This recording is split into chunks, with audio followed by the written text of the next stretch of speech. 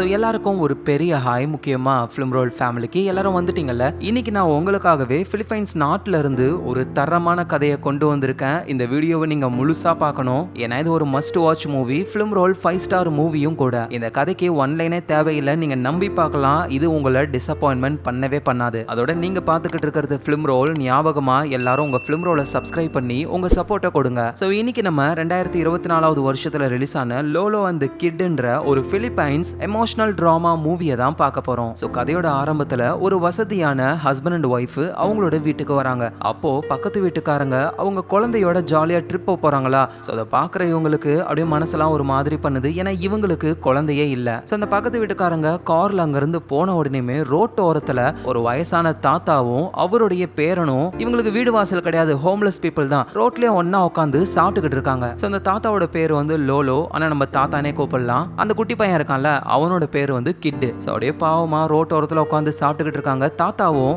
நல்லா சாப்பிட்றா, நீ சாப்பிட்டு 2 நாள் ஆகுதுல, மிச்சம் வச்சனா அது சீக்கிரமா கெட்டு போயிடும் அப்படின்னு சொல்ல அந்த குட்டி பையனும் வேகமா சாப்பிட்றத இந்த ஹஸ்பண்டும் ஒய்ஃபும் பாக்குறாங்க. அவங்களுக்கு என்னன்னா, நமக்கு கரெக்டான டைம்ல குழந்தை பிறந்திருந்தா இந்த பையன் வயசு தானே இருக்கும் அப்படின்ற மாதிரி ஏக்கமா அவங்க வீட்டுக்குள்ள போயிடுறாங்க. நைட் டைமும் ஆகுது. ஸோ அந்த ஹஸ்பண்டும் தூங்கலாம் அப்படின்னு சொல்லி அவரோட ஒய்ஃபை கூப்பிடலான்னு வந்தா அவங்க விண்டோ கிட்டே இருக்காங்க. என்ன ஆச்சு, இங்க என்ன பண்ற அப்படின்னு ஹஸ்பண்ட் வந்து பார்க்கும்போது தான் ரோட் ஓரத்துல நம்ம தாத்தாவும் கிட்டும் படுத்துக்கிட்டு இருக்கிறத இவங்க பாக்குறாங்க. சோ ஹஸ்பண்டும் புரிஞ்சுக்கிறாரு ஒய்ஃபுக்கு வந்து அந்த பையனை பிடிச்சிருக்கு அப்படின்னு. சோ நாளைக்கு பேசலாம் அப்படின்னு அடுத்த நாளும் ஆகுது. இந்த ஹஸ்பண்டும் ஒய்ஃபும் ஒரு ஃபுட்டை எடுத்துக்கிட்டு நேரா தாத்தாவை பாக்குறதுக்கு போறாங்க. இது வந்து ஸ்பெகட்டி, நேத்து நைட்டு நான் செஞ்சேன், இந்தாங்க சாப்பிடுங்க அப்படின்னு சொல்லி கொடுக்க அந்த குட்டி பையன் கிட்டும் இன்னும் நிறைய சாப்பாடு கிடைச்சிருக்கு, சூப்பர் அப்படின்னு சொல்லி சந்தோஷமா வாங்குறான். அவர் அந்த ஹஸ்பண்டோட ஒய்ஃபும் உங்ககிட்ட ஒரு விஷயம் சொல்லணும் அப்படின்னு சொல்ல உடனே தாத்தாவும், ஐயோ மேடம் தெரியாம நாங்க இங்க படுத்து தூங்கிட்டோம், இப்பயே கிளம்பிடுறோம். இல்ல அதெல்லாம் கிடையாது, இந்த பையனை எங்களுக்கு ரொம்ப பிடிச்சிருக்கு, இவன் பேர் என்ன அப்படின்னு சொல்லி கேட்க உடனே அந்த பயவுள்ளையே என்னோட பேரு கிட்டு, இது எங்க தாத்தா லோலோ. உடனே ஹஸ்பண்ட் அண்ட் ஒய்ஃபும் அவங்க பேரை சொல்லி இன்ட்ரோ ஆயிக்கிறாங்க. இந்த கிட்டு பயவுள்ள நேரா போயிட்டு அந்த ஹஸ்பண்ட் அண்ட் ஒய்ஃபை பார்த்து ஹாய் அம்மா ஹாய் அப்பான்னு கட்டி பிடிக்கிறாரு. உடனே அந்த ஹஸ்பண்ட் அண்ட் ஒய்ஃபும் ரொம்ப சந்தோஷப்படுறாங்க. இந்த பையனை நம்ம தத்தெடுத்து வளர்த்தே ஆகணும் அப்படின்னு ஒரு முடிவுக்கு வராங்க. சோ அதை பத்தி நம்ம தாத்தா கிட்ட பேசணும்ல, அதனால இவங்களை வீட்டுக்குள்ள கூப்பிட்டு பேச ஆரம்பிக்கிறாங்க. தாத்தா நீங்க பையனை ரொம்ப நல்லா வளர்த்திருக்கீங்க. ஆமாமா, இருக்க ஒன்றும் இல்லைனாலும் அவனை நல்ல குணத்தோட நான் வளர்த்துருக்கேன். ஸோ அதான் தாத்தா, எங்களுக்கும் கிட்ட ரொம்ப பிடிச்சிருக்கு, அதனால உங்ககிட்ட ஒரு விஷயம் பேசணும், உங்களுக்கு ஓகேனா நாங்க அந்த பையனை தத்தெடுத்துக்கிட்டோமா அப்படின்னு கேட்க தாத்தா ஷாக் ஆகுறாரு. என்ன சொல்றீங்க, இவ்வளோ நாள் அவன் கூட இருந்துட்டு திடீர்னு என்னால் அவனை விட்டுட்டு எப்படி இருக்க முடியும்? நீங்க ஒன்றும் கவலைப்படாதீங்க, நாங்க அவனை ரொம்ப பத்திரமா பார்த்துப்போம், அவனை ஸ்கூலுக்குலாம் அனுப்புவோம், மற்ற பசங்க மாதிரியே ரொம்ப நல்லா வளருவான் அப்படின்னு சொல்ல தாத்தாவுக்கு என்ன சொல்றதுன்னே தெரியல. அப்பதான் அந்த கிட்டும் ஐஸ்கிரீம் சாப்பிட்டுக்கிட்டு இருக்காரு ஆளு. தாத்தா இந்த ஐஸ்கிரீம் ரொம்ப சூப்பரா இருக்கு, தேங்க்யூ அம்மா தேங்க்யூ அப்பா அப்படின்னு அவரு சொல்ல தாத்தாவும் அவரோட மனசை கல்லாக்கிக்கிட்டு சரி ஓகேன்னு சொல்லிடுறாரு. இதுக்கு மேல கிட்டு வந்துட்டு அந்த ஹஸ்பண்ட் அண்ட் ஒய்ஃப் கூட தான் இருக்க போறாரு. அப்படியே சோகமா திங்ஸ் எல்லாம் எடுத்துக்கிட்டு நம்ம தாத்தா வெளியே வரும்பொழுது ஹஸ்பண்டும் வந்து தாத்தா இதை வச்சுக்கோங்க அப்படின்னு சொல்லி ஒரு கவர்ல நிறைய பணத்தை கொடுக்குறாரு. தாத்தாவும் எதுக்கு இந்த பணம், இதை நான் வாங்கிட்டேன்னா காசுக்காக அவனை கொடுத்துட்டு போற மாதிரி ஆகும்ல. ஐயோ தாத்தா அதுக்காகலாம் கிடையாது, நீங்க போயிட்டு என்ன பண்ணுவீங்க,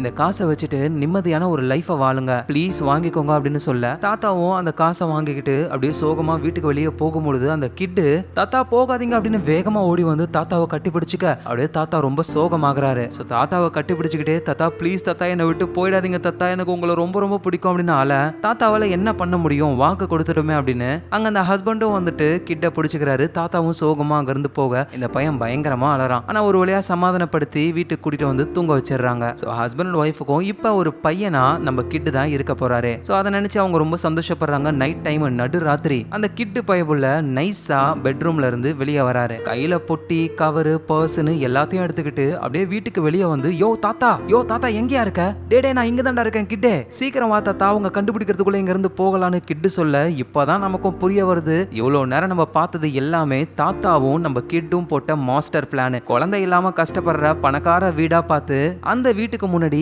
இவங்களுடைய டிராமாவை போடுறாங்க. அதை நம்பி கிட்ட தத்தெடுக்கிறேன்னு தாத்தா கிட்ட கேட்டா தாத்தாவும் அப்படியே சோக சீன் போட்டு அதுக்கேத்த பணத்தை வாங்கிட்டு அங்க இருந்து போயிடுவாரு. நம்ம பய உள்ள கிட்டு நைட் டைம்ல பொருளெல்லாம் ஆட்டைய போட்டு அங்க இருந்து எஸ்கேப் ஆயிடுறாரு. சோ இப்படி ஒவ்வொருத்தர் வீட்லயா போய் ஏமாத்துறது தான் நம்ம தாத்தாவுக்கும் கிட்டுக்கும் ஒரு முழு நேர வேலையே. சோ ஆட்டைய போட்ட பொருளெல்லாம் ஒரு பழைய கடைக்கு கொண்டு போறாங்க. சோ அந்த வீட்ல இருந்து ஒரு லேப்டாப் ஆட்டைய போட்டிருப்பாங்க போல, அதை விற்க ட்ரை பண்றாங்க. அந்த கடைக்காரரும் தாத்தா என்னால ஒரு 5000 தான் தர முடியும், இது 5000மா, 10,000க்கு நான் கம்மி பண்ண மாட்டேன்னு சொல்லிட்டேன். தாத்தா இப்ப புது லேப்டாப்லாம் வந்துருச்சு, இது பழைய மாடலு, எந்த மாடலா இருந்தா என்ன, சரி ஒரு 7000 கொடு அப்படின்னு பேரம் பேசிக்கிட்டு இருக்காரு தாத்தா. எங்க இங்க அந்த குட்டி பையன் கிட்ட அந்த பழைய பொருள் கடையிலேயே இருக்கிற திங்ஸ் எல்லாம் ஆளு பாத்துக்கிட்டு இருக்காரு. அந்த கடைக்காரரும் நீ இப்படியே பேரம் பேசிக்கிட்டே தான் இருப்ப, சரி உனக்கு வேணா எனக்கு வேணா ஒரு 6500 அப்படின்னு சொல்லி பணத்தை கொடுக்கறாரு. தாத்தா வந்து வாங்கிக்கிறாரு. ஆனா அந்த கிட் இருக்காருல, அவரு அந்த பழைய பொருள் கடையில இருந்து ஒரு பொருளை ஆட்டைய போட அதை கடைக்காரர் பாத்துறாரு.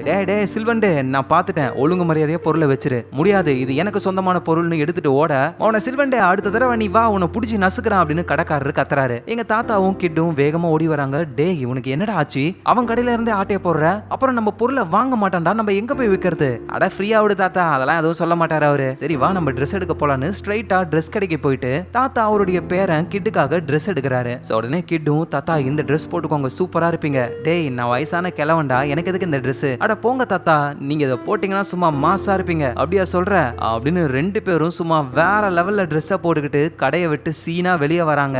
ஆளுக்கு ஒரு கண்ணாடி எடுத்து மாட்டிக்கிட்டு நடைய பாத்தீங்களா, மனசுல ரெண்டு பேருக்கும் ஜேம்ஸ் பாண்டுன்னு நினைப்பு, ஆனா பண்றது ஃபுல்லா திருட்டு வேலை. அப்புறம் ஒரு இடத்துல போயிட்டு கேம் விளையாடுறாங்க. நம்ம கிட்டுக்கு ஒழுங்கா விளையாட தெரியல, பக்கத்துல இருக்கிற ஒரு பொண்ணு சூப்பரா விளையாட தாத்தாவும் பாத்தியாடா அந்த பொண்ணு எவ்வளவு சூப்பரா விளையாடுது, நீயும் தான் இருக்கியா அப்படின்னு சொல்லும்போது அந்த பொண்ணு கிட்ட பார்த்து ஒழுங்கு காட்ட உடனே கிட்டு மிடில் ஃபிங்கரை காட்டுறாரு. தாத்தாவும் செம்மையா கடுப்பாகி நீ என்ன பண்ற கிட்டு, இந்த மாதிரி மத்தவங்கள கெட்ட வார்த்தையை சைகை காட்டுறதோ அசிங்கமா பேசுறதோ பண்ணவே கூடாது, ஃபர்ஸ்ட் நம்ம மரியாதையை கத்துக்கணும், அதுக்கப்புறம் தான் மத்தது எல்லாமே அப்படின்னு தாத்தா சொல்லி கொடுக்குறாரு. அப்புறம் ரெண்டு பேரும் சேர்ந்து தீம் பார்க் போறாங்க. அங்க இருக்கிற எல்லா ரைடையும் போய் ஜாலியா அவங்க டைமை ஸ்பெண்ட் பண்றாங்க. ஆனா தாத்தாவுக்கும் சரி கிட்டுக்கும் சரி ரொம்ப ரொம்ப பிடிச்ச விஷயம் என்ன அப்படின்னா கரோக்கி ஷோ தான். டிவில வந்துட்டு அப்படியே லிரிக்ஸ்லாம் வரும், இவங்க கையில மைக்க வச்சுக்கிட்டு பாட்டு பாடிக்கிட்டு இருப்பாங்க.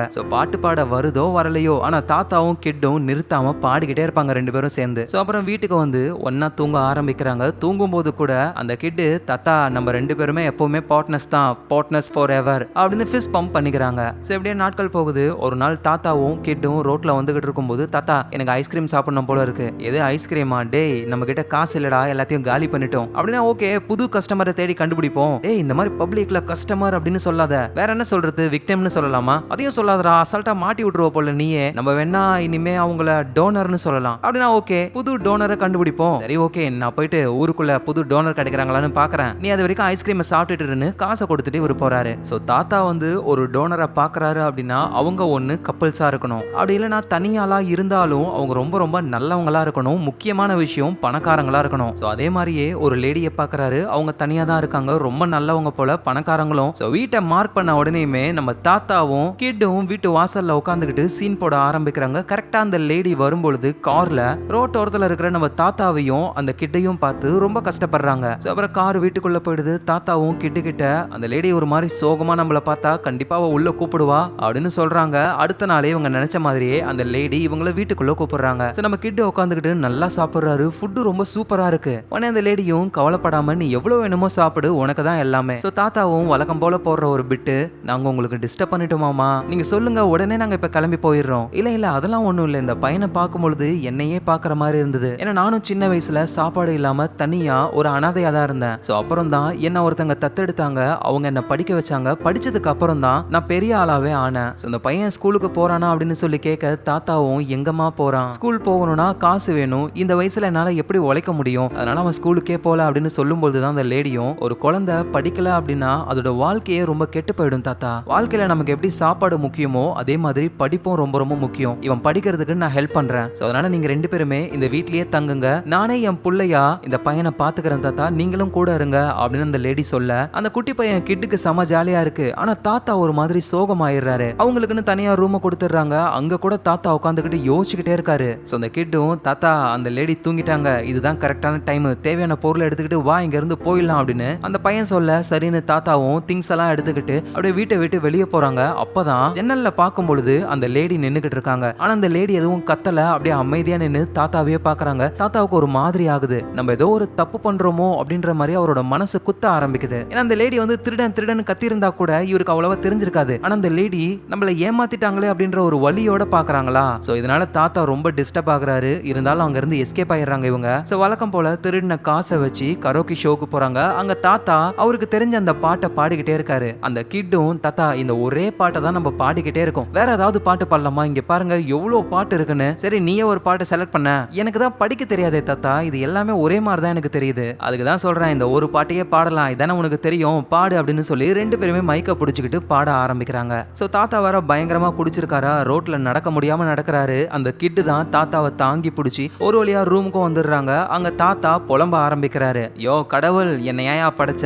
நான் உனக்காக என்னென்னலாம் பண்ணேன். வாரம் வாரம் விடாம சர்ச்சுக்கு வருவேன், ஆனா என் வாழ்க்கை ஏன் இப்படி உருப்படாம போச்சு அப்படின்னு கடவுளை திட்ட பக்கத்து வீட்டுல இருக்கிறவங்க கத்துறாங்க, யோ வாய முடியா அப்படின்னு. உடனே தாத்தாவும், நீ வாய முடுறா, நான் வந்தேன்னு வச்சுக்கோ உன்னை அடிச்சு உன் வாயெல்லாம் உடைச்சிடுன்னு திட்ட உடனே கிட்டும், தாத்தா தாத்தா நீங்க தானே சொன்னீங்க அசிங்கமா பேசக்கூடாதுன்னு, ஃபர்ஸ்ட் நம்ம மரியாதையை தான் வளர்த்துக்கணும். ஆமா ஆமா சாரிடா சாரிடா, சரி வா நம்ம படுக்கலாம் அப்படின்னு படுத்துக்கிறாங்க. அந்த கிட்டும் தாத்தாவை பார்த்து, நம்ம ரெண்டு பேருமே எப்பவுமே பார்ட்னர்ஸ் தாத்தா, பார்ட்னர்ஸ் ஃபார் எவர்னு ஃபிஸ் பம்பை போட்டுக்கிட்டு அப்படியே தூங்குறாங்க. ஸோ அப்படியே நாட்கள் போகுது. வெளியே போயிட்டு கடையில சாப்பிட்றாங்க. திரும்பவும் ரூமுக்கு வந்துடுறாங்க. அப்ப கிட்டு வந்து டிவியில நிறைய பேர் பீச்சில் ஜாலியா விளையாடுறத பாக்குறாரு. ஸோ தாத்தாவும் வராரு. தாத்தா, நான் மட்டும் ஸ்கூல்ல சேர்ந்தேன் அப்படின்னா நான் எவ்வளவு மார்க் எடுப்பேன்னு நினைக்கிறீங்க நீங்க? அட மார்க்லாம் ஒன்றும் கிடையாதுடா, ஸ்கூல்லலாம் ஒன்றும் சொல்லி தர மாட்டாங்க. அப்படியா சொல்றீங்க? ஆனா அந்த அக்கா சொன்னாங்களே அவங்களும் என்ன மாதிரி தான் இருந்தாங்களாம். ஸ்கூலுக்கு போனதுக்கு அப்புறம் அவங்க நல்லா படிச்சு பணக்காரங்களாயிட்டாங்களாம். எவ்வளவு பெரிய வீட்டுல இருந்தாங்கன்னு நீங்களே பாத்தீங்கல்ல. எங்க பாடுறா கிட்டு, படிச்சவங்க எல்லாருமே பணக்காரங்களாம் ஆக மாட்டாங்க. எவ்வளவு பேர் ஸ்கூலுக்கு போறாங்க, எல்லாருமே என்ன பெரிய பெரிய வீட்லயா இருக்காங்க. ஆனா தாத்தா அவங்களுக்கு படிக்க எழுத தெரியும்ல, எனக்கு அது கூட தெரியாது. பட் ஆனா நீ புத்திசாலிடா, எவ்வளவு புத்திசாலித்தனமா ஒருத்தவங்க வீட்டுல இருந்து ஆட்டைய போடுற. ஆனா அது தப்பு தானே தாத்தா, நம்ம பண்றது ஒரு திருட்டு வேலை தானே. இதுக்கு பேரு திருட்டு வேலை கிடையாதுன்னு நிறைய தடவை உங்ககிட்ட சொல்லியிருக்கேன். நம்ம அறிவை யூஸ் பண்றது. அவங்க முட்டாளா இருக்காங்கன்னா அதுக்கு நம்மளா பொறுப்பு. சரி தாத்தா, அந்த டிவில பாத்தீங்களா பீச்ல நிறைய பேர் ஜாலியா விளையாடுறாங்க, என்ன எப்ப பீச்சுக்கு கூட்டு போவீங்க? அது வந்து நம்ம இருக்கிற இடத்துல இருந்து பீச் ரொம்ப தூரம்டா, அவ்வளவு தூரம் போற அளவுக்குலாம் நம்ம கிட்ட காசு கிடையாது. அப்படின்னா ஓகே தாத்தா, அடுத்த டோனரை பிடிங்க, அந்த ஆளுங்களை ஏமாத்துவோம், நிறைய பணத்தை யூஸ் பண்ணி நம்ம பீச்சுக்கு போலாம் தாத்தா, ப்ளீஸ் தாத்தா எனக்கு போகணும்னு ஆசையா இருக்குன்னு சொல்ல, சரி சரி நீ போய் படுன்னு சொல்றாரு. கிட்டும் போயிட்டு படுத்துக்க. அகைன் தாத்தா யோசிக்க ஆரம்பிக்கிறாரு, நம்ம பண்றது சரியா தப்பா அப்படின்னு. சோ அடுத்த நாள் ஆகுது. கிட்ட கூட்டிட்டு, தாத்தா இங்க பாருடா, ஐஸ்கிரீம் வாங்கி சாப்பிட்டுக்கிட்டு இங்கேயே இரு, நான் போய் அடுத்த டோனரை பார்த்துட்டு வரேன் அப்படின்னு தாத்தா மட்டும் போறாரு. இவர் செலக்ட் பண்றது எல்லாமே பணக்கார ஏரியா மட்டும்தான். அப்படி ஒரு ஏரியாவுக்கு போகும்போது தான் ரெண்டு ஆம்பளைங்க வானவில் நண்பர்கள் அவங்க ஒரு டாக் வாங்கியிருக்காங்க போல. சோ இவங்களை ஏமாத்தலாம் அப்படின்னு தாத்தா ஒரு பிளானோட திரும்ப கிட்ட பார்க்கலான்னு வந்தா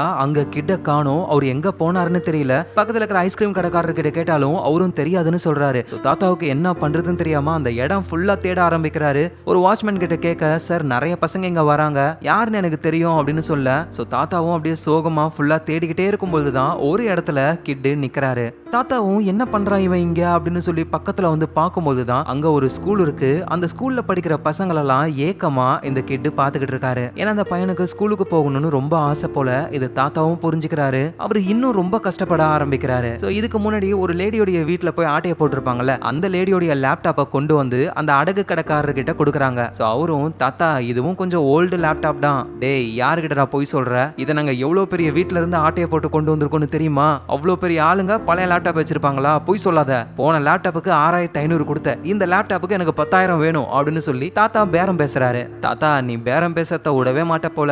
சரி ஓகே 8000 ரூபாய். அப்பதான் தாத்தா அங்க ஒரு பழைய கேமரா இருக்கிறத பாக்குறாரு, போலராய்டு கேமரா. சரி ஓகே நீ 8000 எனக்கு தா, ஆனா இந்த கேமராவும் எனக்கு வேணும்னு சொல்ல அந்த கடைக்காரரும் சரி ஓகேன்னு சொல்லிடுறாரு. அங்க இருந்து தாத்தா போகும்பொழுது வழக்கம் போல அந்த கிட்டும் அங்க இருந்து ஒரு பொருளை ஆட்டைய போட்டு போக அந்த கடைக்காரரும், டே சிலுவண்டு திரும்பவும் ஒரு பொருளை ஆட்டைய போட்டு போறான் பாரு, அவனை வாடி அத்த தடவை உனக்கு இருக்கு அப்படின்னு ஒரு திட்டுறாரு. சோ கிடைச்ச பணத்தை எடுத்துக்கிட்டு அகைன் தீம் பார்க்குக்கு போயிட்டு செமையா என்ஜாய் பண்ண ஆரம்பிக்கிறாங்க. இப்ப தாத்தா கிட்ட தான் கேமரா இருக்கு, ஆனா போட்டோ எப்படி எடுக்கிறதுன்னு அவருக்கு தெரியல. பக்கத்துல இருக்கிறவர்கிட்ட எங்களை ஒரு போட்டோ எடுத்து தரீங்களா அப்படின்னு சொல்ல அவரும் போட்டோ எடுக்கிறாரு. இவங்களும் அப்படியே சீனா போஸ் கொடுக்குறாங்க. சோ அப்புறம் நம்ம தாத்தாவும் கிட்டும் அவங்களுடைய வலைய விரிக்கிறாங்க. அதுல அந்த வானவில் நண்பர்கள் மாட்டிக்கிறாங்க. சோ அவங்களும் தாத்தா கிட்ட, தாத்தா இங்க பாருங்க உங்க பேரனை நாங்க தத்தெடுத்துக்கிறோம், நாங்க பத்திரமா பாத்துக்கிறோம் அப்படின்னு சொல்ல தாத்தா ஆரம்பத்துல எப்பவும் போடுற உருட்டு தான், ஐயோ அவனை பிரிஞ்சு என்னால இருக்க முடியாதுப்பா அப்படின்ற மாதிரிலாம் பிட்ட போடுறாரு. நீங்க ஒன்னும் கவலைப்படாதீங்க தாத்தா, நீங்க எப்ப வேணாலும் இங்க வரலாம், உங்க பேரனை பார்க்கலாம், சோ ப்ளீஸ் இதுக்கு ஒத்துக்கோங்க அப்படின்னு இவங்க கெஞ்சி கேட்க தாத்தாவும் ஓகேன்னு சொல்லிடுறாரு. அந்த வானவில் நண்பர்கள் சந்தோஷப்படுறாங்க. ஆனா சந்தோஷப்படுறதோட நிப்பாட்டுறாங்க,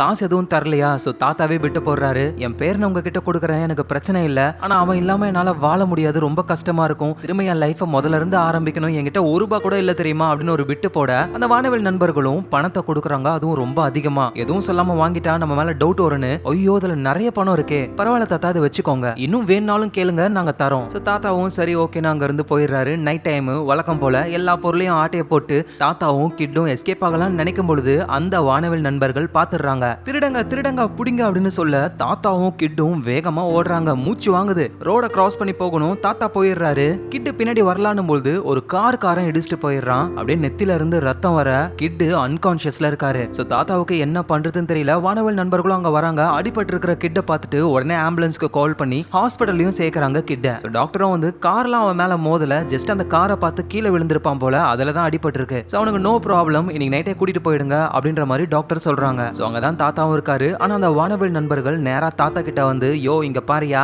பணத்தை ஆட்டைய போட்டிருக்க, பொருளை ஆட்டைய போட்டிருக்க, ஆனா இருந்தாலும் போலீஸ்க்கு கால் பண்ணாம உன்னை சும்மா விடுறோம், என்னென்ன எடுத்தியோ எல்லாத்தையும் எடுத்துக்கிட்டு நீ கிளம்பு, ஆனா அந்த பையன் எங்க கூட தான் இருப்பான், நாங்க அவனை வளர்த்துக்கிறோம், இன்னொரு தடவை உன்னை பார்த்தோன்னு வச்சுக்கியேன் அப்ப நாங்க போலீஸ்ல உன்னை மாட்டி விட்டுருவோம்னு சொல்லி மிரட்ட தாத்தாவும் என்ன பண்றதுன்னு தெரியாம அப்படியே சோகமா போறாரு. அப்படியே ரோட்ல நடந்து வரும்பொழுது பின்னாடி கிட்ட வந்துட்டு, தாத்தா என்ன போய்கிட்டு இருக்க? தாத்தாவுக்கு புரியல, டே எப்படா நீ வந்த? அந்த ஆளுங்க என்கிட்ட வந்து உன் தாத்தா உன்னை விட்டுட்டு போயிட்டாரு அப்படின்னு சொன்னானுங்க. எனக்கு தெரியாதா என் தாத்தாவை பத்தி? நீங்க தான் என்ன எப்பவுமே விட்டுட்டு போகவே மாட்டீங்களே, அதனாலதான் ஹாஸ்பிட்டல்ல இருந்து எஸ்கேப் ஆகி உங்களை தேடி வந்துட்டேன். நான் தான் எப்பவும் சொல்றேன்ல, நம்ம ரெண்டு பேருமே பார்ட்னர்ஸ், எப்பவுமே பார்ட்னர்ஸ் ஃபார் எவர் அப்படின்னு ஃபிஸ்ட் பம்பை போட்டுக்கிட்டு அவங்களுடைய ரூமுக்கு போயிடுறாங்க. சோ தாத்தாவும் கிட்டுக்கு ட்ரெஸ் எல்லாம் மாத்தி விடுறாரு. டே உனக்கு அடிபட்டுச்சு, வேற எங்கேயாவது அடிபட்டுச்சா, உடம்பு இப்போ ஓகேவா? ஐயோ தாத்தா எனக்கு எந்த ப்ராப்ளமும் இல்லை, நான் நார்மலா தான் இருக்கேன். அதோட தாத்தா இப்போ நம்ம கிட்ட நிறைய பணமும் இருக்கு, பொருளும் இருக்கு, வழக்கம் போல நாளைக்கு நம்ம தீம் பார்க் போயிட்டு ஜாலியா விளையாடிட்டு கரோக்கி ஷோ போலாமா என்ன அப்படின்னு கிட்டு கேட்க, தாத்தாவும் இல்ல கிட், நாளைக்கு நம்ம வெக்கேஷனுக்கு போக போறோம், உனக்கு பிடிச்ச பீச்சுக்கு தான் நம்ம போக போறோம் அப்படின்னு சொன்ன உடனேயுமே கிட்டுக்கு செம்ம ஜாலி, பெட் மேல ஏறி நின்று டான்ஸ் ஆடுறாரு ஆளு. சோ அடுத்த நாளே பஸ்ல பீச்சுக்கு போக ஆரம்பிக்கிறாங்க. நம்ம கிட் அவ்வளவு சந்தோஷப்படுறாரு. அப்படியே ஜன்னல் வழியா பாத்துக்கிட்டு, தாத்தா பீச் என்ன அவ்வளவு தூரமா இருக்கு, ரொம்ப நேரமா வண்டி போய்கிட்டே இருக்கு, ஏன்டா உனக்கு போர் அடிக்குதா? இல்ல இல்ல எனக்கு ரொம்ப ஜாலியா இருக்கு, நம்ம இது வரைக்கும் இவ்வளவு தூரம் வந்ததே கிடையாதுல்ல அப்படின்னு ஆளு கொட்டாவிலாம் விட, சரி சரி கேட் நீ தாத்தா மேல அப்படியே படுத்துக்கிட்டு தூங்கு, நீ கண்ணை முழிச்சு பார்க்கும்பொழுது பீச்சுக்கு நம்ம வந்திருப்போம் அப்படின்னு கிட்ட தூங்க வைக்கிறாரு, தலையை தடவி கொடுக்கறாரு. தாத்தாவுக்கு கிட்ட வந்து ரொம்ப ரொம்ப பிடிக்கும். இன்னும் சொல்ல போனா அவரோட வாழ்க்கையே இந்த பையன் தான். சோ ஒரு வழியா பீச்சுக்கு வந்துட்டாங்க. சின்ராச கையிலேயே பிடிக்க முடியாதுன்ற மாதிரி பீச்சா பார்த்த உடனே கிட்டு, யோ தாத்தா டிவில பார்த்ததை விட பீச் வேற லெவல்ல இருக்குன்னு வேகமா ஓடி போய் ரெண்டு பேருமே செம ஜாலியா பீச்ல அவங்க டைமை ஸ்பெண்ட் பண்ண ஆரம்பிக்கிறாங்க. ஜாலியா ஆட்டம் போடுறாங்க. அப்புறம் ரெண்டு பேரும் பீச் மண்ணுல உட்காந்துக்கிட்டு சன்செட்டை பார்த்து ரசிக்கிறாங்க. அதோட தாத்தா கிட்ட தான் கேமரா இருக்கே, அப்படியே ரெண்டு பேருமே ஒன்னா செல்ஃபி எடுத்துக்கிறாங்க. அந்த போட்டோவையும் பாக்குறாங்க. அப்ப தாத்தா வந்து ஏதோ ஒரு புக் எடுக்கிறாரு. இந்த புக் எங்க இருந்து எடுத்த? அதுவா குப்பை தொட்டில இருந்து. யாரு போட்டாங்கன்னு தெரியல, ஆனா இதுல ஏதோ ஒரு கதை இருக்கு, ஸ்கூலுக்கு போறவங்க எல்லாம் இந்த புக்கை தான் எடுத்துட்டு போவாங்கன்னு நினைக்கிறேன், நீங்க எனக்கு அந்த கதையை சொல்றீங்களா அப்படின்னு கேட்க, தாத்தாவுக்கும் அவ்வளவா படிக்க தெரியாது, ஆனா இருந்தாலும் ஆளு படிக்க ட்ரை பண்றாரு. ஒரு ராஜா இருந்தாராம். அந்த ராஜாவுடைய வாழ்க்கையில எதுவுமே ஒழுங்கா நடக்கவே இல்லையா, ஆனா அப்பதான் ஒரு நாள் அவர் வாழ்க்கையில ஒரு மிராக்கல் நடந்ததான் அப்படின்னு அந்த கதையை படிக்கும் பொழுது தாத்தா அப்படியே ஒரு மாதிரி சோகமாகறாரு. அதுக்கு மேல அந்த கதையை படிக்காம இதை நான் அப்புறம் படிச்சு சொல்றேன் அப்படின்னு சொல்லி அந்த புக்கை ஓரமா வச்சிடுறாரு. சோ நைட் டைம் ஆகுது. அப்படியே கேம்ப் ஃபயரை போட்டுக்கிட்டு தாத்தாவுடைய மடியிலேயே கிட்டு தூங்க, தாத்தாவும் அவர் வாழ்க்கையில நடந்த விஷயங்கள் எல்லாம் யோசிச்சு பார்க்க ஆரம்பிக்கிறாரு. ஆக்சுவலா தாத்தாவுடைய லைஃப் ரொம்ப ரொம்ப கேவலமான ஒரு லைஃப். அவர் லைஃப்ல நினைச்ச எதுவுமே நடக்கல, ஃபேமிலி கைவிட்டாங்க, வேலையும் இல்ல, அப்படியே ஆளு குடிச்சிட்டு அப்படியே போதையில அவரோட கழுத்தை அறுத்துக்கிட்டு இறந்து போகலாம் அப்படின்னு நினைக்கும் பொழுதுதான் பக்கத்துல இருந்து ஏதோ ஒரு குழந்தை அலற சவுண்ட் கேட்டிருக்கு. என்னன்னு இவரு பார்க்கும் பொழுது குப்பை தொட்டில யாரோ குழந்தைய போட்டு போயிருக்காங்க. அதுதான் இந்த கிட்டு. தாத்தா அப்படியே கிட்ட கையில வச்சுக்கிட்டு ஒரு மாதிரி அவர் மனசுல ஒரே சந்தோஷம், கடவுளே இந்த குழந்தைய கொடுத்த மாதிரி அவருக்கு தோணுச்சு. அப்படின்னா என்ன அர்த்தம், இந்த கிட்டு வந்துட்டு தாத்தாவுடைய சொந்த பேரன் கிடையாது. எப்படி அந்த கதையில ராஜாவுடைய வாழ்க்கை ரொம்ப மோசமா இருந்து அவர் வாழ்க்கையில ஒரு மிராக்கல் நடந்ததோ, அதே மாதிரி நம்ம தாத்தாவுடைய லைஃபும் ரொம்ப சோகமா இருந்தது. ஆனா இப்ப அவருக்குன்னு கடவுள் கொடுத்த ஒரு குழந்தை, ஒரு மிராக்கல் நடந்திருக்கு. சோ இதனாலதான் அந்த கதையை சொல்லும் பொழுது ரொம்ப கஷ்டப்பட்டாரு. சோ அப்புறம் தாத்தா அந்த குழந்தைய தூக்கிக்கிட்டு ரோடா கர்ச்சிஃப் எல்லாம் விற்க ஆரம்பிக்கிறாரு. சோ அவருடைய அந்த அர்த்தம் இல்லாத வாழ்க்கை இப்ப அந்த குழந்தை வந்த உடனே ஒரு அர்த்தமாக ஆரம்பிக்குது. ஏன்னா இவ்வளவு நாள் எதுக்காக வாழணும் அப்படின்னு நினைச்சாரு, பட் இப்போ அந்த குழந்தைக்காகவாவது நம்ம வாழணும்னு உழைக்க ஆரம்பிக்கிறாரு. அந்த குழந்தை பால் குடிக்கும் பொழுதுலாம் இவருக்கு ஒரு சந்தோஷம். சோ இப்ப எல்லாரையும் ஏமாத்துறதுக்கு ரோட்டோரத்துல ஹோம்லெஸ் ஆளுங்க மாதிரியே நடிக்கிறாங்கல்ல, ஆனா உண்மையிலேயே தாத்தா கிட் குழந்தையா இருக்கும் பொழுது ரோட்டோரத்துல தான் வாழ்ந்திருக்காரு. அப்படியே குழந்தைய கையில வச்சுக்கிட்டு அந்த குழந்தைக்கு கிஸ் பண்றாரு. அவருக்கு அவ்வளவு பிடிச்சிருக்கு கிட்ட. சோ ஒரு நாள் கிட்ட கூட்டிட்டு அவர் ஒரு கடைக்கு போறாரு. அந்த கடையில இருந்த லேடி, ஐயோ பையன் ரொம்ப அழகா இருக்கான், பையனோட பேர் என்னன்னு கேட்க தாத்தாவுக்கு என்ன சொல்றதுன்னே தெரியல. ஏன்னா இவரு பேரே வைக்கவே இல்ல. அவதான் ஆப்போசிட்ல ஒருத்தர் புதுசா ஒரு படம் ரிலீஸ் ஆச்சு கராத்தே கிட்னு, அந்த கிட்டு பையன் என்ன மாதிரி சண்டை போடுறான் அப்படின்னு சொல்ல தாத்தாவும் அப்பதான் வைக்கிறாரு பேரை கிட் அப்படின்னு. சோ இது எல்லாத்தையும் தாத்தா யோசிச்சுக்கிட்டே பீச்ல இருந்து திரும்ப அவங்க வீட்டுக்கு பஸ்ல வந்துகிட்டு இருக்காங்க. தாத்தா அப்படியே கிட்ட பார்த்து, கிட் நான் சொல்ற இந்த விஷயத்த நல்லா ஞாபகம் வச்சுக்கோ, தாத்தா உன்னை ரொம்ப ரொம்ப லவ் பண்றேன், உன் வாழ்க்கையோடைய ஒவ்வொரு இடத்துலயும் கண்டிப்பா நான் அங்க இருப்பேன், உன்னை பார்த்துக்கிட்டே இருப்பேன், அது எனக்கு தெரியும் தாத்தா, நான் என்னைக்குமே உங்களை மறக்கவே மாட்டேன், ஏன்னா நம்ம எப்பவுமே பார்ட்னர் ஃபார் எவர்னு ஃபிஸ்ட் பம்ப போட்டுக்கிறாங்க. சோ அப்படியே தாத்தாவும் ஒரு மாதிரி சோகமா இருக்காரு. ஏன்னா தாத்தா ஒரு முடிவை எடுத்துட்டாரு. சோ ஊருக்கு போன உடனே அவங்க வேலையை பார்க்க ஆரம்பிக்கிறாங்க. அதே மாதிரி ஒரு கப்பிள்ஸை ஏமாத்தி வீட்டுக்குள்ளேயும் போயிடுறாங்க. சோ அவங்களும் தாத்தா கிட்ட ஒரு விஷயத்த சொல்ல ஆரம்பிக்கிறாங்க. ரொம்ப நாள் கழிச்சு போச்சு, எங்களுக்கு ஒரு குழந்தை பிறந்தது. ஆனா 6 மாசத்துல அந்த குழந்தைக்கு கேன்சர் இருக்கிறத கண்டுபிடிச்சி எங்க கண்ணு முன்னாடியே எங்க குழந்தை இறந்து போனதா பார்த்தோம். அதுக்கப்புறம் இந்த வாழ்க்கையே எங்களுக்கு நரகம் மாதிரி தான் போச்சு. அப்பதான் நீங்களும் உங்க பேரனும் ரோட்டோரத்துல இருந்ததை பார்த்தோம். அவனை பாருங்க எவ்வளவு சந்தோஷமா இருக்கான் அப்படின்னு. நீங்க எதுவும் கவலைப்படாதீங்க தாத்தா, கண்டிப்பா உங்க பேரனை நாங்க பத்திரமா பார்த்துப்போம். அவனுக்கு தேவையான படிப்பு, வாழ்க்கையில முன்னேறதுக்கு எல்லா விஷயத்தையும் நாங்க அவனுக்கு பண்ணி கொடுப்போம். அதோட நீங்களும் பிரிஞ்சிருக்க வேணாம், நீங்க எப்ப வேணாலும் உங்க பேரனை பார்க்க வரலாம், எங்க வீட்டு கதவு உங்களுக்காக ஓப்பன்லயே இருக்கும் அப்படின்னு அந்த 2 கப்புள்ஸும் சொல்ல தாத்தா அப்படியே யோசிக்க ஆரம்பிக்கிறாரு. அப்படியே திரும்பி கிட்ட பாக்குறாரு. கிட்ட அப்படியே டிராயிங் பண்ற மாதிரி சீனை போட்டுக்கிட்டே, நல்லா ஏமாந்துட்டாங்க தாத்தா, விட்டு போடு அப்படின்ற மாதிரி ஆளு சைகையிலேயே காட்டுறாரு. ஆனா தாத்தா அதை கண்டுக்காம அப்படியே சோகமாவே இருக்காரு. ஏன்னா உண்மையிலேயே அவரு கிட்ட விட்டு பிரிய போறாரு. சோ இவ்வளவு நாள் நடிச்சுக்கிட்டு இருந்தாரு, ஆனா இப்ப நடிக்கல, உண்மையிலேயே அவரு ஓகேன்னு சொல்றாரு. காசு எதுவும் வாங்காம தாத்தா அங்க இருந்து போயிட நைட் டைமும் ஆகுது. இந்த கிட்டு பையனுக்கு தெரியாதுல, ஆளு வீட்டுல இருந்து பொருளெல்லாம் ஆட்டைய போட்டு கேட் கிட்ட வராரு, தாத்தா இருக்காரான்னு பாக்க. பார்த்தா தாத்தாவும் அங்கதான் இருக்காரு. தாத்தா பெரிய கேட்டா இருக்கு, நீ தூக்கி விட்டாதான் என்னால அந்த பக்கம் வர முடியும், நிறைய பொருள் ஆட்டைய போட்டு வந்திருக்கேன், வா நம்ம ஜாலியா போலாம். ஆனா தாத்தா அப்படியே கம்முன்னு நிக்க கிட்டுக்கு புரியல. என்னாச்சு தாத்தா? கிட் நான் சொல்றது கேளு, இந்த வீட்டுல இருக்கிறவங்க ரொம்ப ரொம்ப நல்லவங்களா இருக்காங்க, அவங்க உன்ன அவங்க பெத்த புள்ளையாவே பாத்துப்பாங்க, நீங்க இருந்தாதான் நல்லா இருப்ப. தாத்தா நீங்க என்ன உளறிக்கிட்டு இருக்கீங்க, சீக்கிரம் என்ன தூக்கி விடுங்க, நான் உங்ககிட்ட வரேன். கிட் நான் பண்றது எல்லாமே உனக்காக தான், ப்ளீஸ் அதை மட்டும் புரிஞ்சுக்கோ. என்ன ஆனாலும் உன் வாழ்க்கை என்னோடது மாதிரி ஆகக்கூடாது, நீ ஒரு நல்ல லைஃபை வாழணும், மத்த பசங்க மாதிரி ஸ்கூலுக்கு போகணும், நீ பெரிய ஆள் ஆகணும், அதை நான் பார்க்கணும், அதான் என்னோட ஆசை. இதை கேட்டு கிட்டும் ரொம்ப கஷ்டப்பட்டு அழ ஆரம்பிக்கிறான். தாத்தா ப்ளீஸ் தாத்தா, எனக்கு இங்க இருக்க பிடிக்கல, என்னையும் கூட கூட்டிட்டு போங்க. என்னால முடியாது கிட், நீ இங்க தான் இருக்கணும், ஆனா ஒரு விஷயத்த மட்டும் மறந்துடாத, தாத்தா உன்னை ரொம்ப ரொம்ப லவ் பண்றேன் அப்படின்னு சொல்லிட்டு தாத்தா அந்த கேட்டை விட்டு கொஞ்சம் தூரமா போக ஆரம்பிக்கிறாரு. அந்த கிட்டு பையன் அலறான், தாத்தா என்னை விட்டு போயிடாதீங்க அப்படின்னு கேட்டை பிடிச்சி ஆட்டி, தாத்தா நம்ம 2 பேருமே எப்பவுமே பார்ட்னர்ஸ் தாத்தா, பார்ட்னர்ஸ் ஃபார் எவர், என்னை விட்டு போகாதீங்க தாத்தா அப்படின்னு பயங்கரமா கத்த எங்க தாத்தாவோட மனசெல்லாம் ஒரு மாதிரி பண்ணுது. ஏன்னா இது வரைக்கும் அவரு கிட்ட விட்டு பிரிஞ்சதே கிடையாது. அப்படியே ஒரு தூரமா போக போக கிட்டுடைய சவுண்ட் அவர் காதுல ரொம்ப அதிகமா கேட்க ஆரம்பிக்குதா. அப்படியே காதை புடிச்சுக்கிட்டு ரொம்ப கஷ்டத்துல அலறாரு. எங்க சவுண்ட கேட்டு அந்த கப்புள்ஸும் வந்துடுறாங்க. கிட்ட சமாதானப்படுத்தி வீட்டுக்கு கூட்டிட்டு போயிடுறாங்க. எங்க தாத்தா அவரோட காதை க்ளோஸ் பண்ணிக்கிட்டே அப்படியே அழுதுகிட்டே இருக்காரு. சோ இப்படியே ரொம்ப நாட்கள் கடந்து போகுது. அந்த கப்புள்ஸும் நம்ம கிட்ட சமாதானப்படுத்த ட்ரை பண்றாங்க. ஆனா அவருக்கு அவரோட தாத்தா ஞாபகமாவே தான் இருக்கு. அவங்களும் இங்க பாத்தியா, இதுதான் யூனிஃபார்ம், உனக்கு எப்ப தோணுதோ அப்ப நீ உடனே இதை போட்டுக்கிட்டு ஸ்கூலுக்கு போகலாம் அப்படின்ற மாதிரி சொல்றாங்க. ஆனா அது எதையுமே கிட்டு கண்டுக்கிற மாதிரியே இல்ல. சோ நைட் டைம் ஆகுது, எல்லாரும் தூங்கிக்கிட்டு இருக்காங்க. ஆனா இந்த கிட்டு நைஸா சாவி ஆட்டைய போட்டு அந்த வீட்டை விட்டு வெளியே கிளம்பி வந்துடுறாரு. சோ அன்னைக்கு சரியான மழை பெஞ்சுக்கிட்டு இருக்கு. அந்த பழைய பொருள்லாம் வாங்குவார்ல கடைக்காரரு, அவரோட கடையை க்ளோஸ் பண்ணிட்டு வெளியே பார்க்கும்போது அங்க கிட்டு உட்காந்துக்கிட்டு அழுதுகிட்டு இருக்கான். இதை கடைக்காரரும் பார்த்துட்டு, டேய் சில்வண்டு இங்க என்னடா பண்ற நீனு, நான் என்னோட தாத்தாவை தேடி தான் வந்தேன், அவரு நீங்க பாத்தீங்களா அப்படின்னு அழுதுகிட்டே கேட்க, டேய் உன் தாத்தாவை நான் கொஞ்ச நாளா பார்க்கவே இல்லடா, எப்பவுமே அவர் வருவாரு, ஆனா இப்ப அவரு ஆளையே காணோம், அவர் எங்க போனாருன்னு கூட இங்க இருக்கிற யாருக்குமே தெரியாதுன்னு சொல்ல, சோ நம்ம கிட்டும் ரொம்ப கஷ்டப்படுறாரு, உண்மையிலேயே தாத்தா நம்மள விட்டு போயிட்டாரு அப்படின்னு. வேற வழி இல்லாம அந்த கப்புள்ஸுடைய வீட்டுக்கே போயிட்டு அவங்க கூடவே வாழ ஆரம்பிக்கிறாரு. இப்படியே வருஷங்கள் கடந்து போகுது. கிட்டு நல்லா பெரிய பையனா ஆயிட்டாரு. சோ இப்ப அந்த கப்புள்ஸ் வந்து கிட்டோடைய அப்பா அம்மா. சோ அவ்வளவு பாசமா கிட்ட வளர்த்திருக்காங்க. கிட்டும் நல்லா படிச்சிருக்காரு. எல்லாருமே ஒன்னா உட்காந்து டைனிங் டேபிள்ல சாப்பிட்டுக்கிட்டு இருக்கும்போது அப்ப வீட்டுல வேலை செய்யறவங்க, சார் ஒரு போன் கால் வந்திருக்குன்னு சொல்ல,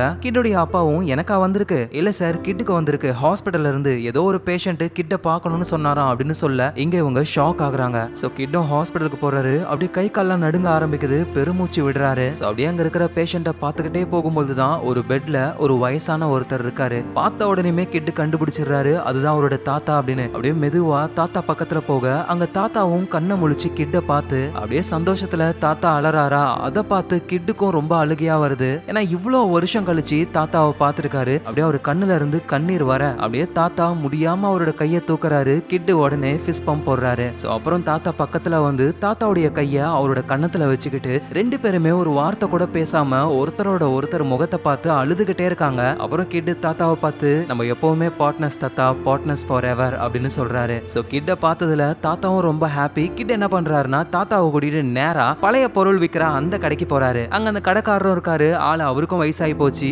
அவரு நம்ம தாத்தாவையும் கிட்டையும் பார்த்துட்டு, யோ தாத்தா நீயா, டே சில்வண்டு நல்லா வளர்ந்துட்டியடா அப்படின்னு அவரும் சந்தோஷப்படுறாரு. அப்பதான் தாத்தா அவரோட பேக்ல இருந்து அந்த போலராய்ட் கேமரா இருக்குல்ல, அத கடைக்காரர் கிட்ட கொடுக்குறாரு. என்கிட்ட இருந்து தான் வாங்கிட்டு போனீங்க, இப்ப என்கிட்டயே விக்கிறீங்கல்ல, இங்க பாருங்க தாத்தா, இது செம்ம கண்டிஷன்ல இருக்கு, நீங்க அப்படியே புதுசு மாதிரியே வச்சிருக்கீங்க, அதோட இப்ப இந்த கேமரா வந்து நல்லா பாப்புலர் ஆகிட்டு வருது, சோ அதனால ஒரு 500 ரூபாய் தரலாம். ஆனா தாத்தா ஒத்துக்கல, 1000 ரூபாய் கேக்குறாரு. இவ்வளவு வயசாகியும் இந்த பேரம் பேசுறத மட்டும் விட மாட்டிய நீ இன்னும் மாறவே இல்ல தாத்தா, சரி இந்த 1000 அப்படின்னு சொல்லி அந்த 1000 ரூபாவை கொடுக்க தாத்தாவை கூட்டிட்டு நம்ம கிட்ட அங்க இருந்து போகிறதுக்கு முன்னாடி அங்க இருந்து ஒரு பொருளை ஆட்டை போடுறாரா, அட சிலுவண்டு நீயும் இன்னும் மாறவேலடான்னு கடைக்காரரு ரொம்ப சந்தோஷமா சிரிக்கிறாரு. சோ தாத்தாவும் கிட்டும் அப்படியே ஜாலியா அங்க இருந்து ஓடி வராங்க. அவரும் ரெண்டு பேருமே அந்த கரோக்கி இருக்கிற இடத்துக்கு போறாங்க. தாத்தாவுடைய ஃபேவரட் சாங்கை வச்சுட்டு ரெண்டு பேருமே ஒன்னா ஜாலியா பாட்டு பாடிக்கிட்டே இருக்காங்க. அப்ப தாத்தா அந்த இடத்துலயே இறந்து போறாரு. இத கிட்டும் பார்த்துட்டு, தாத்தா விளையாடாத தாத்தா, ரொம்ப நாள் கழிச்சு இப்பதான் நீ என் கூட வந்திருக்க, திரும்பவும் என்னை விட்டு போயிடாத தாத்தா அப்படின்னு கிட்டு